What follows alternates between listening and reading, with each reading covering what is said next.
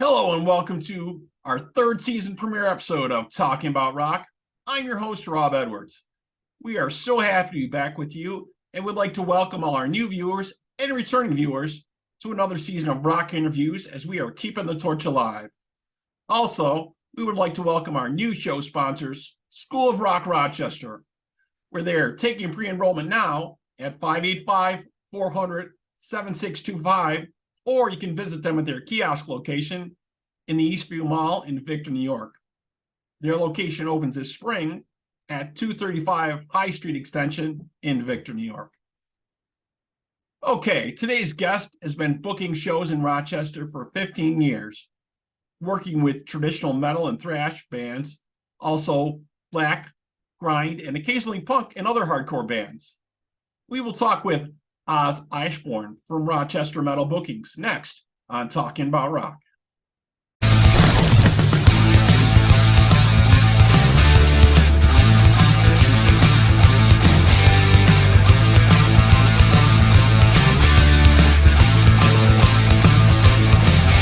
All right, folks, let's welcome to the show Osbjorn from Rochester Metal Booking.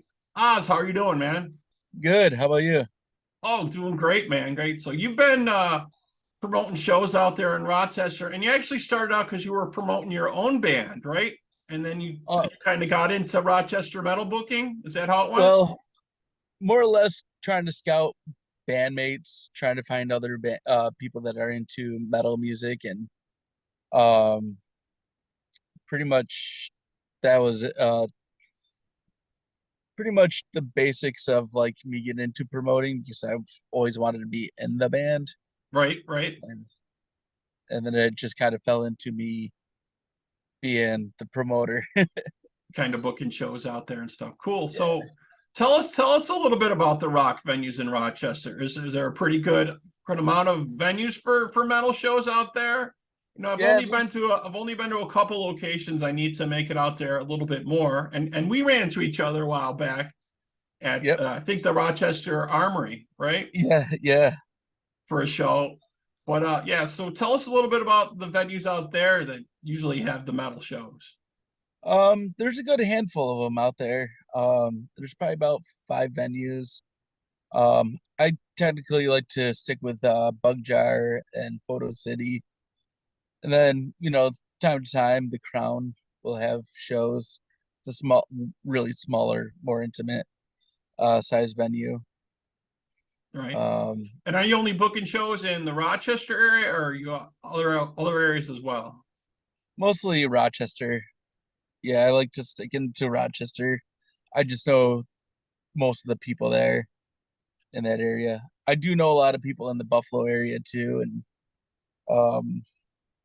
yeah, actually I work out in Buffalo, so I technically live in Batavia. Oh, okay. You live right in the middle, actually, so that's right. Yeah, I always consider that like the halfway point. I'm halfway to Rochester when I hit Batavia, right? it totally is. It's the half point. 45 minutes both ways. Right. Yeah. So do you book any shows out there in Batavia at all, or it's not too much? No, I don't. No, years ago there was a happening scene in Batavia though. Yeah. My friends used to own a coffee shop, and we would have like 200 kids at a show. Just Wow. there would be shows. It didn't matter what kind of music it was. Kids would go because there's nothing to do in this little city. Right. Not a lot going on there. Yeah. Not at all. And a lot of the shows that you book, there's like usually multiple acts right on there, right? You usually have a few different bands on the lineup, or it's almost like a festival type of thing, right? Absolutely. Yeah.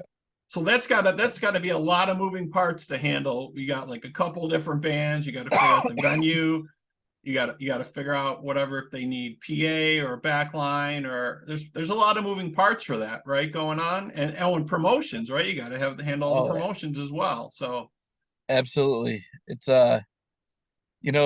it's I always say when things go south for a show, say a lack of crowd or whatever the situation is, the venue looks at you, the band looks at you, the fans look at you, right. the sound guy looks at you, everybody looks at you. So Right. you're I know it's hard promoting right now because a lot of venues don't do a lot of the self-promoting, it seems, at this point, right? You know what I mean? So they think It's, that falls a lot back onto you or onto the band usually, right? oh, totally, absolutely. Yeah, there's definitely a lot of venues that lack the promoting that on their end. Yeah, yeah, I know. I see a lot of bands doing it, but I see tons of the clubs not doing it as well. You know, in our area as well, also. You know, and then like you said, then they're looking at everybody's like, well, why are we got this? Why don't we have that? Well, did you do some promotions too? Did you do some radio or did you do some Facebook ads or stuff? And I mean, everybody needs to kind of jump in on that, right? Absolutely. Yeah. There a lot of times I don't book bands when I notice bands don't want to promote themselves. Yeah. I it tells me don't book this band. They're I call them free riders. Oh, right. Yeah, you got to do the self-promotion thing is huge. And I mean, yeah, we have such great tools nowadays. Back in the day, like you had to take an ad out somewhere in a paper or something, right? Or you had to get on the Absolutely. radio. But now you got Facebook and you got Instagram and all these different tools we have there for free to post all this Absolutely. stuff now, you know. That's for sure. You know, there's tons of shows coming out all the time. I post a lot myself of all the different acts, you know, coming out this way and out that way and stuff. For a lot of your shows, are they all ages shows a lot of times, or Um, the Bug Jar tends to like to have shows that are 21 plus, or sometimes they limit the underagers. Personally, I would like to see all age or at least 18 plus because even though those unders aren't drinkers, they're our next generation of concert goers. exactly, And I exactly. You're and I thinking forward. You're thinking ahead. Yep. exactly. Yeah, and Yep. I know a lot of the venues they don't see it that way at all. They probably just think of it's lost, you know, sales for the night, You you know, know, lost liquor sales, right? yeah, and it's kind of funny because just how you say it, it's like a lot of venues see like, oh, if this show sells out, those 10 kids that are underage are not drinkers that could have been replaced by drinkers. But say that same mentality, but only 100 people show up, and now you need that income Right. um and to pay for the bands that come through. So now you're lacking the drinkers and the crowd Yeah, I mean, because I understand it's a really hard situation, right? Especially with the last 2 years, a lot of venues not making money. They're kind of behind the eight ball now. They're trying to make up for all that time. So it's probably absolutely. even more difficult when they see something like that. So they're not thinking of that. But on the other hand, on the other side of it, you're talking about like growing their venue, growing the brand, you know, growing the following for these bands for the next, you know, next album or the next tour or the next gig, what have you, right? Absolutely. So, and the bands that you're doing are these also bands that are putting out new music and recording stuff as well? Oh yeah, absolutely. Okay, I tend yeah, go ahead. Me working at a small venue, I tend to get a lot of up and risers that Hmm. are just like sometimes I'll book a band and like say like a band like On Death who is from Rochester, but now they're like international. Right. But like I got to book them before most people do, and then next thing is they're selling out in bigger venues, and who knows if they'll ever play a Pug Jar again, you know? Right. But they started out there. So I mean they kind of put their mark there and you kind of help them do that. So I'm Absolutely, sure you know, Bugjar appreciates that, you know, uh, oh having that totally, kind of launching for them, right? yeah, totally. And then a lot of times I'll get like classic bands, like I just had Cro-Mags, you know, they're huge, and then just packed the Bug Jar just the other night, had about shy of 30 people from selling out. So, you know, That's you that's definitely great. get that happy medium of like sometimes you get a classic band, sometimes you get up up and comers, and Right. It's probably good to have a little bit of mix that if you can, depending on which bands you got, right? It's probably good to have a mix though, so then you get a better crowd, a little bit of everything. absolutely. So I was going That's to for ask sure. you too. So metal is so strong, like in other parts of the world, like for instance in Europe. Oh How do you yeah. think Rochester measures up for that? Because I know there's been a fallout in the US, right, as far as like hard rock and metal, right? It's not really that big of a thing anymore. It's coming back, which is great, and it's starting to be more of a thing, but it doesn't seem like it ever went away like in Europe and other countries over there. They still really dig it. I was just talking to the guitarist from Zentrix today, Christian Havert, about it a little bit, and they play a lot of shows out there, and they haven't even been to the US yet. How do you Yeah. think that we stack up as far as like the metal community? Is that back on the rise again now? Oh man, since COVID, it's like it's been like a well, actually before COVID, it was already on a downhill slide. When I started out, I didn't have to think about bringing money or a guarantee. I just know that I would make the guarantee, and you should always bring your guarantee with you, like the amount of money. You don't want to be that guy, Right, like I don't have the money. right, Don't be right. that guy. Yeah, you're Say you're if a you're band you're not going calls, to be booking shows after saying that once or twice, right? Yeah, yeah, exactly. But yeah, when I started out, I didn't have to like, yeah, I had that money on me, but I didn't have to worry. Now it's like, am I gonna make $500 now, to the right. door, for the show? So, it's um, it's quite a downhill slide. But Yeah, I'm I don't sure. know. Sometimes shows are great, and it surprises me, and you just never know. But I wish it was like Europe. Right. Yeah. I mean, they're crushing it over there. They have so many different metal festivals going on. And how many shows do you usually book a year? Do you know I like ballpark? I usually try to book about a month, or I mean, a show a month, Oh, okay. and I mean, early on, I used to book probably 2 or 3 shows a year. But one thing I started learning is can't oversaturate. Try not to oversaturate.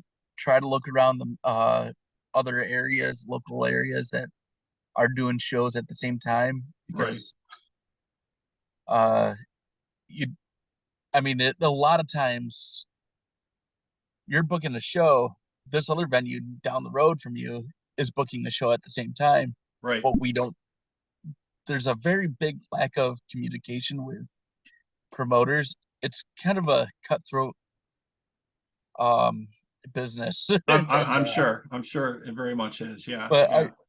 I think things are better now, because like promoters are starting to catch on, like, yeah, we shouldn't be doing this. If you got Right. that coming, let me know. So Right. Right. Because they're just cutting off their face there. Right. I know. I see it a lot. I see it a lot just in the regular, hard rock band. You're saying like oversaturation. So if there's like an AC/DC tribute band, you're only going to want to see them like once or twice in a year.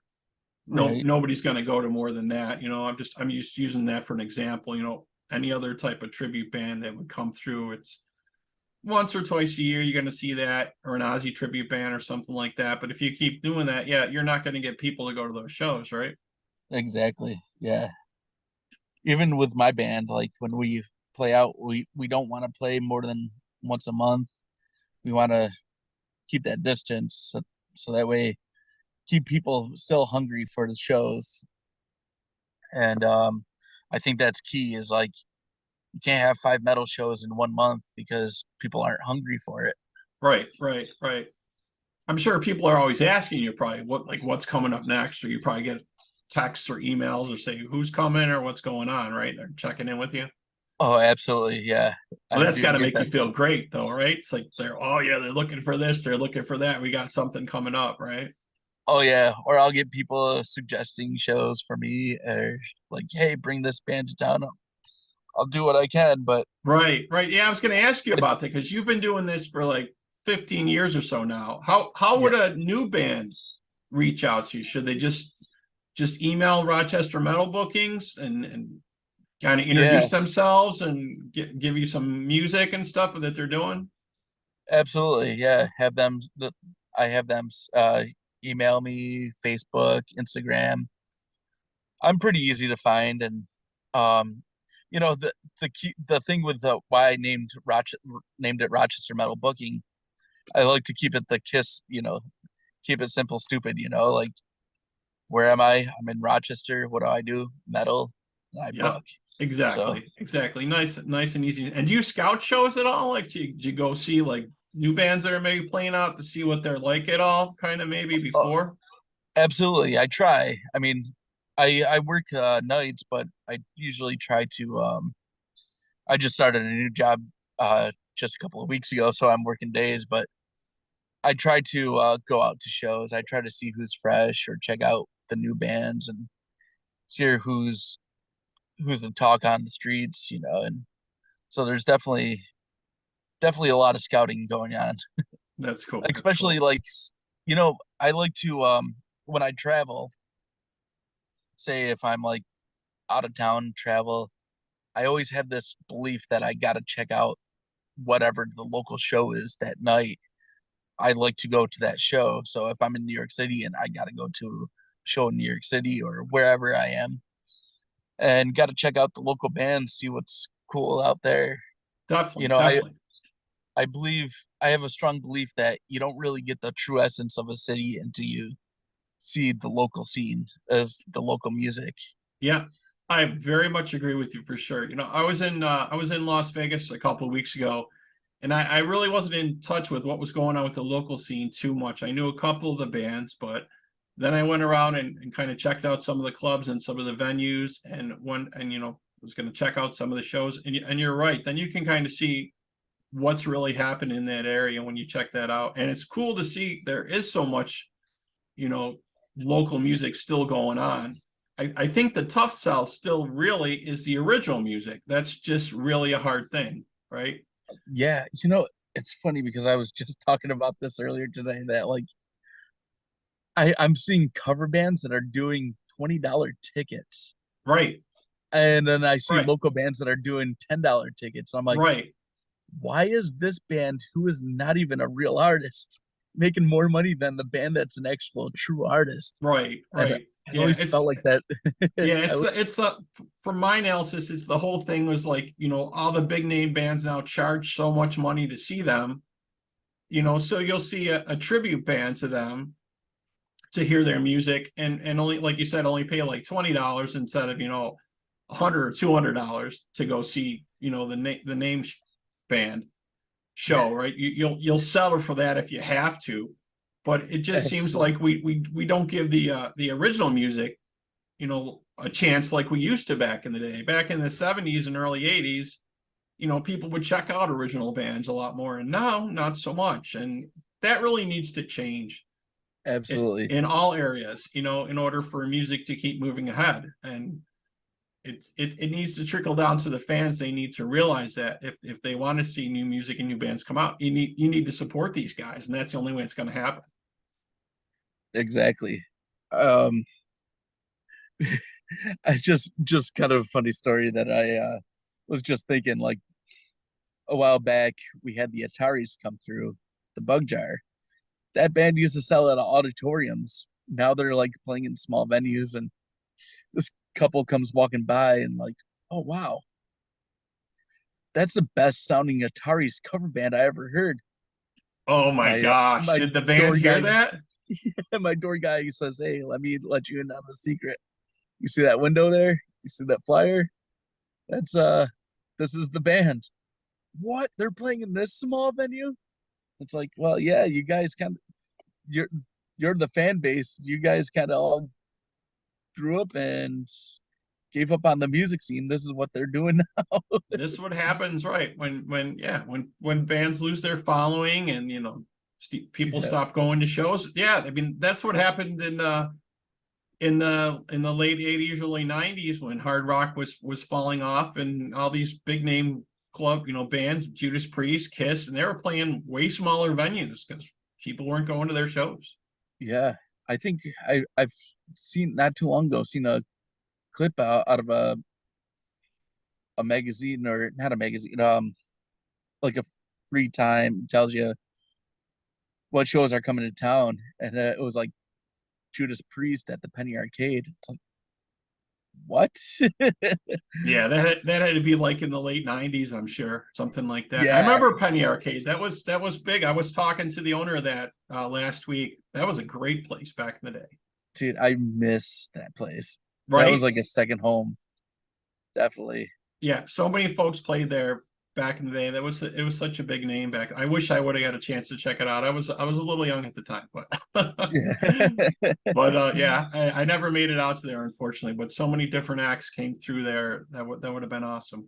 Yeah, I So seen Anthrax play there. Before Joey Belladonna joined back with Anthrax, they played there. It was incredible. Awesome nice, performance. nice. Yeah. Yeah, I was so bummed that night, like when we met and we didn't get to see, the whole show. We didn't get to see Anthrax. We didn't get to see Black Label Society. Yeah, I was really kind of bummed on that. And it looks like probably now it's going to be probably another year or two before that circles back. Yeah. That I was really looking forward to Anthrax too, because it's been a while that I've seen But Anthrax. you And saw him back in the day, so that had to be yeah. the best show, I'm sure. So actually, so years ago I worked at Montage, another great venue. Yeah, I've been there. Yeah, it's a great venue. Um I was working there. It was my birthday. We had Joey Belladonna play on my birthday. It wasn't signed to like be my birthday show, but I'm like, what? That's on my birthday. It is We gotta now. make it. We It is gotta make now. it my birthday show. Right, exactly. So I come in that day and I go through the back door like I always do any other day, Sure.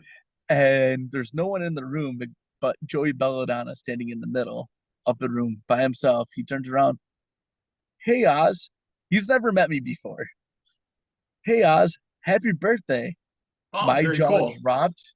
I'm like 12-year-old me is like, dude, Joey Belladonna just wished you a happy birthday. Right, I exactly. don't even I didn't even know how he knew it was me even.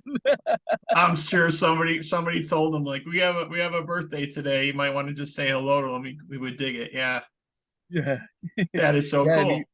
and he doesn't live too far from here. Like he lives like somewhere near Syracuse. Oh, really? Oh, that's Yeah, interesting to know. Very cool. yeah. And then of Very, course Danny Lilker, the original bassist, he lives here in Rochester. yeah, nice. Yeah, I think I saw Joey. I think Joey Belladonna was doing like the national anthem at the Bills games or something, or some of the sports games too. I think I saw within the last couple of weeks. Oh yeah, Yeah, I seen him doing that. So he's getting around. Maybe he'll shoot back this way. Who knows? right. Absolutely. So one last thing I got for you here, and I really appreciate you taking the time to be with us. But since you've been booking bands for 15 years, what advice would you give to a new band just starting out? What would you say to them? Um, put your name out there, let people know your name, let people know individual members. Um, put your logos. Logos, don't go too crazy on logos like backgrounds. Keep it simple. Put just self-promoting. Self-promoting is key. Yeah, definitely, definitely. And then, like we were saying before, there's so many tools to do it now. So just Yeah, have at it, and like you were saying earlier, keep it simple. Don't go too crazy with it. Definitely. absolutely. Cool, cool. Self-promotion. All right. Self Well, thank you so much, Oz, for being with us. If folks want to contact you, should they reach out to you on Facebook or your website, or what should they do? yeah, Facebook, any of the social medias, I have it all. Um, or to email me, Rochester Metal Booking at yahoo.com. So Great, great. yeah, I definitely got to make it out to some of those shows out there and see what's happening. Definitely. That'd be very cool. absolutely. All right, man. All Oh right. And if yeah, you folks out there want to know more about us, you have questions or comments, please feel free to email us at talkingaboutrock@gmail.com. You can like us and follow us on Facebook, Instagram, or Twitter. And as always, for this interview, you can check out the video on YouTube, and the audio will be available on all the streaming services. Ozman, thanks. Appreciate it, man. Rochester Metal Booking, absolutely. folks. Check it out. All right, Cheers. man. Have a good night, man. You too. Take care.